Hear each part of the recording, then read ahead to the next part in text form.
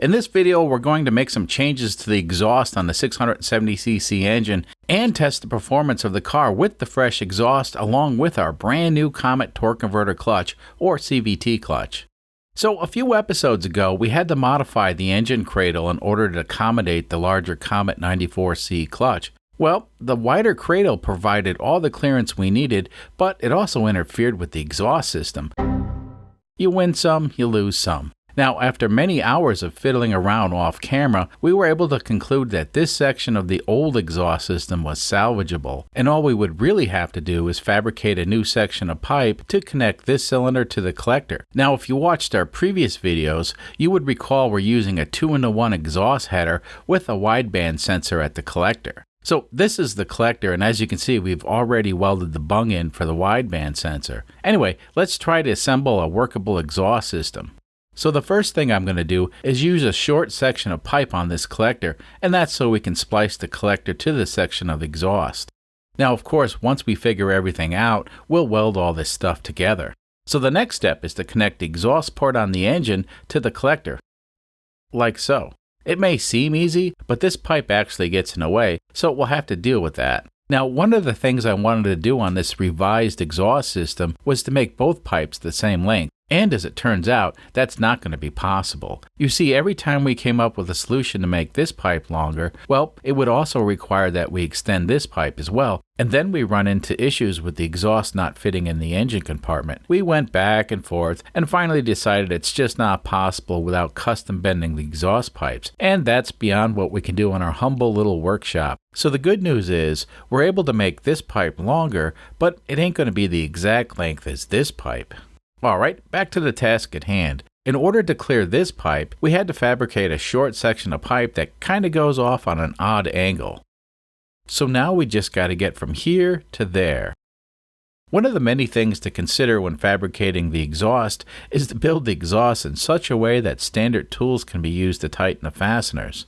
So as you can see, this top nut was more or less easy to install with normal tools. If we made the exhaust go in a more desirable direction, well, there would be no way to tighten the nuts that hold it in place. And in case you're interested, the bottom nut's also easy to install and tighten with normal tools. Now this bung here is for the thermocouple probe to measure the temperature of the exhaust, and we also have provisions on the other cylinder for a second probe. Alright, let's connect this section of the exhaust to the collector. Now this section of pipe was cut to the exact length off camera. So? Well, let's try that again. Well, everything's a bit loose and a bit fiddly, but I think you get the idea. All we need to do now is weld all of this stuff together. Fast forward a few hours and the exhaust is finally welded. The fitment's good, and we have plenty of clearance, and while the welds may not look perfect, they're solid. We painted the exhaust with high temperature exhaust paint, and of course that's to prevent rust. However, if we have any pinholes in any of the welds, the holes will show up as dark spots once we run the engine. Who cares about a few leaks, right? Well, we do. You see, the exhaust system needs to be airtight in order for us to get an accurate measurement of the air-fuel mixture. And as you may recall, we've been using a wideband sensor on the exhaust in order to tune the carburetors in many of the previous videos. Anyway, as it turns out, there's only a 6-inch difference between the length of each pipe, and it ain't perfect, but it's good enough for this project. Okay, off camera we installed the engine back in the car. Let's take a look at how everything fits. Not too bad. Looks like we have plenty of clearance. Now, once we run the engine a few times, we'll check for leaks, and then if it looks good, we'll wrap the exhaust system. But today we're just going to leave the exhaust unwrapped. Let's see how it sounds.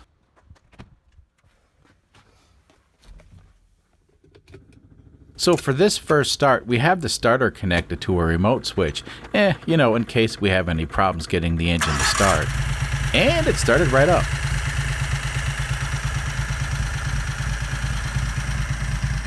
We still have the muffler coming out on the side of the car. However, with the new header, we can actually mount the muffler straight out the back, and I think we'll do that in the next episode. Today, I just want to take the car out for a spin and see where we're at as far as performance goes.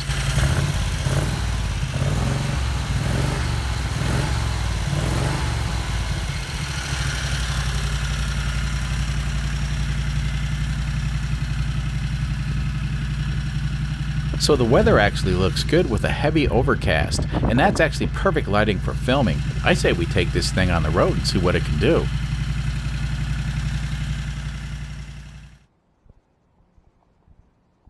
Alright, we still haven't fixed reverse, so we had to push the car out into the parking lot. You know, someday we'll fix reverse, but not today. Prepping this car for a short drive is kinda like launching the space shuttle. So many things to check. Meh, it looks good. Let's go for a ride.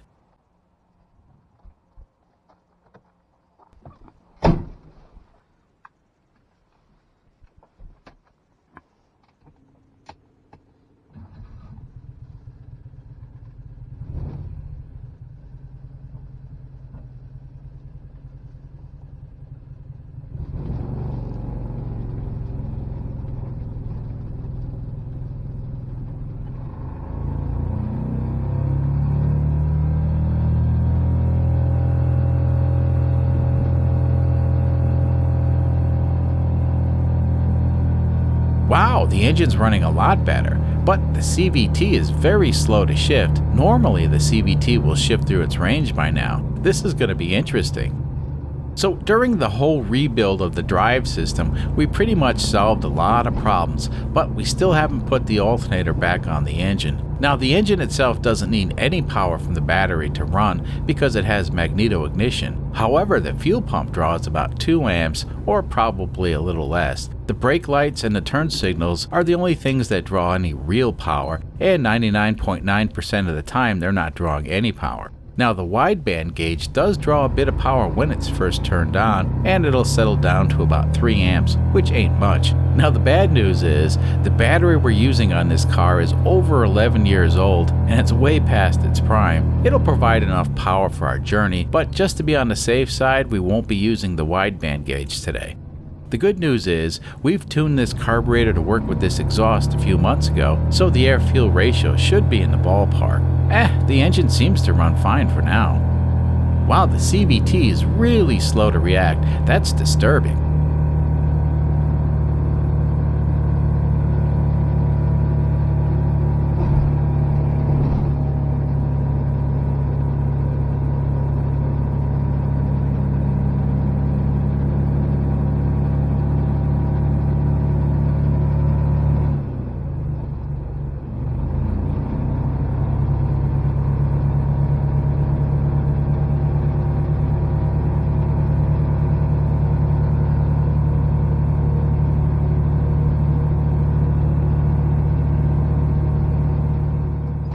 Well, I pulled over to check the CVT drive belt. Let's take a quick look before we throw some abuse to the car. Yeah, it looks fine. Well, let's do some performance testing. Well, let's see how fast this thing is. The time to beat is 21.85 seconds for the 0 to 50 and 29.77 seconds for the 0 to 55.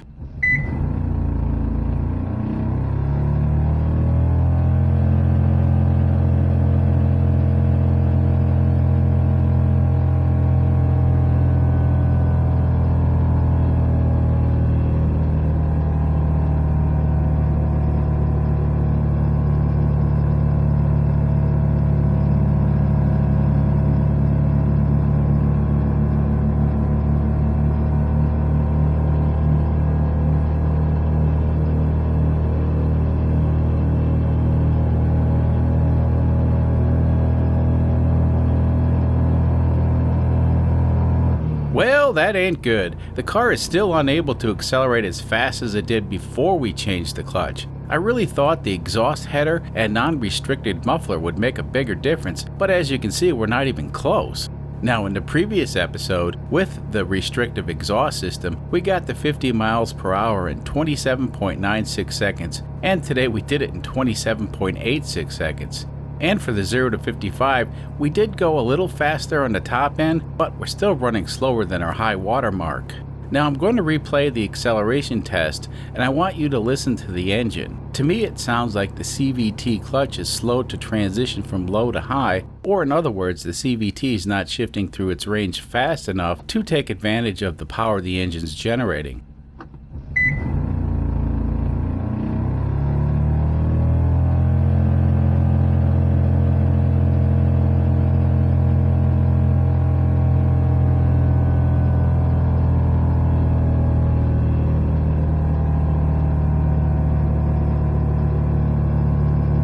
So if you missed it, between 20 and 40 miles per hour, the CVT takes its sweet ass time to shift. Now I know to some folks it might sound like the clutch or belt drive is slipping, and there may be some slip, I certainly can't rule that out, but this CVT drive system is rated for more power than the engine can generate. Let's head back to the shop and take another look at the CVT clutch.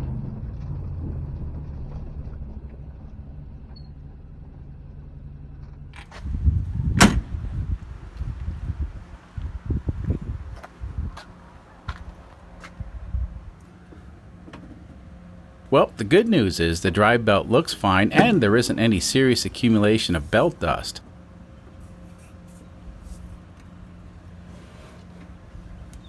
The belt itself, well, it's warm, but it's not hot. And the clutch is, well, it's also warm, but not hot. If the belt were slipping, both the belt and the clutch would be extremely hot. Let's take a look at how the clutch behaves when the engine's running.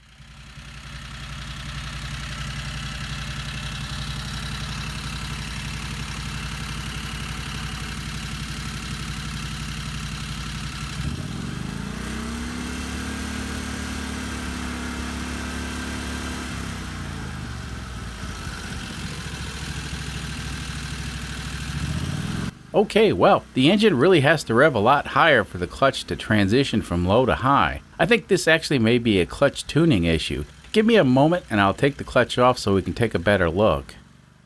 So this clutch was actually really easy to take off the engine, which is nice. Okay, let's take a look inside.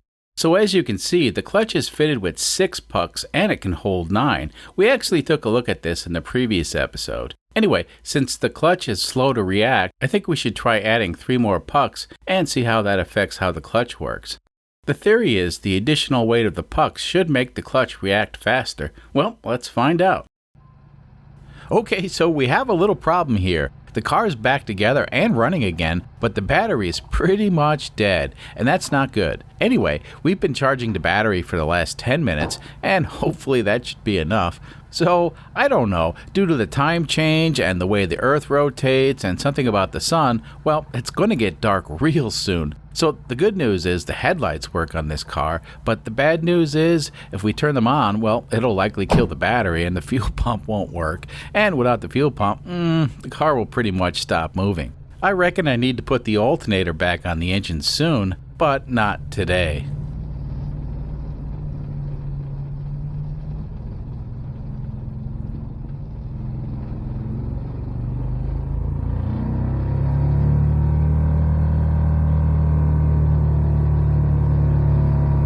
Despite all the drama, the clutch seems to be working a lot better, and what I mean by that is it seems to be shifting through its range faster. You know, I'm going to say it's almost the same as the Comet 40 series clutch that we were using previously, and at this point, well, it's really hard to say, but it seems like it may be slightly slower to shift than the original Comet 40 series clutch, and that's probably fine for now. I think overall we're on the right path.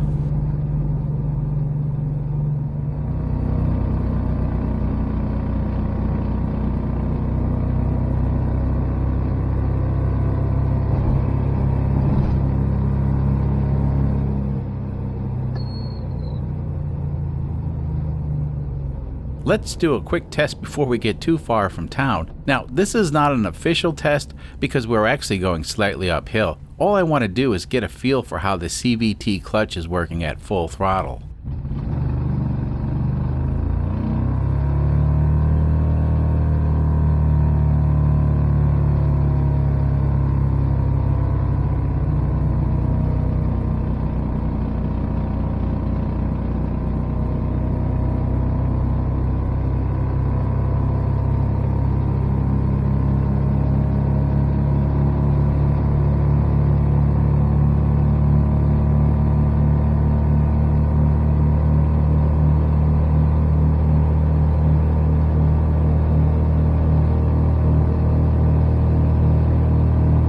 Alright, that's not too bad. The only thing I noticed was the engine seemed to struggle a bit on the top end, and I'm not really sure why. It could be that the air-fuel ratio is off, or the fact that the new CVT clutch goes into overdrive on the top end. It'll be interesting to see how this car does on the official test. So I'm sure some of you folks realize the car is set up differently than it was a few weeks ago, and what I'm getting at is, previously we had a 36mm carburetor feeding the engine, and now we have the smaller stock 2-barrel carburetor. Anyway, the performance of the 36mm carburetor was pretty good. Well, it was certainly a lot better than the stock carburetor. So I'm thinking despite all the changes we made to the car, it just ain't going to be as fast as it was with the 36mm carburetor. And that's fine. We'll eventually get back to the larger carburetor once we sort out the new CVT clutch. Alright, I reckon we need to do an official test for the records. Now, because we're running the smaller carburetor, we likely won't be able to match our all-time record of 21.85 seconds for the 0 to 50 and 29.77 seconds for the 0 to 55. So let's just compare this test to the one we did earlier in the video. So this test is basically comparing the changes we made in the CVT clutch, and the changes we made were to get the CVT to shift through its range a bit faster. The time to beat is 27.86 seconds for the 0 to 50 and 39.06 seconds for the 0 to 55.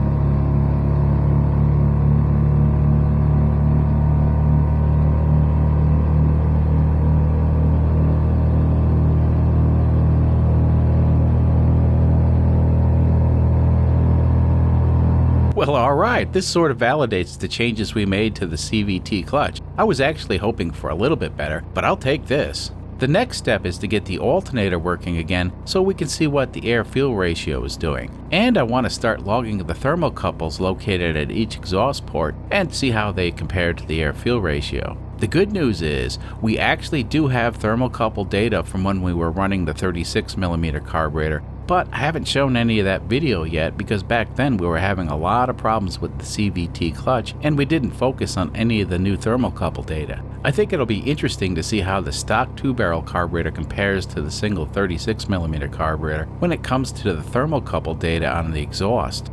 Now I got a lot of stuff to do, so I think it's time to say goodbye and I'll see you next time. Until then.